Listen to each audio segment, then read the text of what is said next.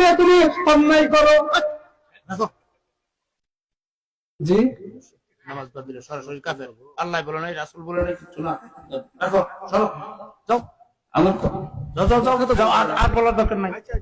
নামাজ ছাইড়া দেওয়া কবিরা গুনাহ।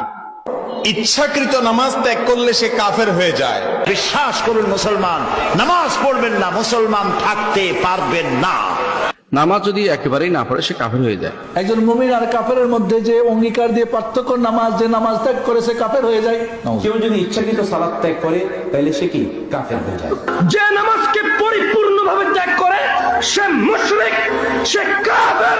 যে সালাত আদায় করে সে মুসলমান, যে সালাত আদায় করে না সে কাফের। যে সাহাবায়ে কেরামগণ কোনো পাপের কারণে মুসলমানকে কাফের মনে করতেন না।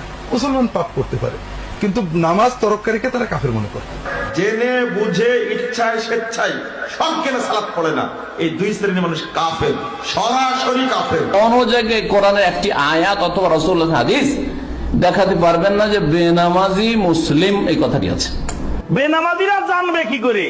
সালাত ত্যাগ করলে যে মানুষ ইসলাম থেকে খারিজ হয় সেটা তো আলেমরাই জানে না। সালাত যে ব্যক্তি আদায় করে না সে কি কাফের? হাদিসের ভাষায় যে সালাত ছেড়ে দিল সে কাফের, সে কুফরি করল।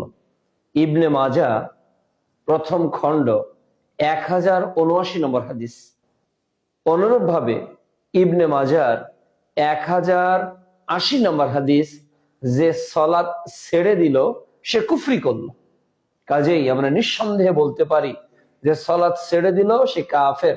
তবে ব্যক্তিকে উল্লেখ করে কাফের বলা যাবে না, অমুক কাফের তমুক কাফের, বরং বলতে হবে যে সালাত ছেড়ে দিল সেই কাফের, সেই কুফরি করলো।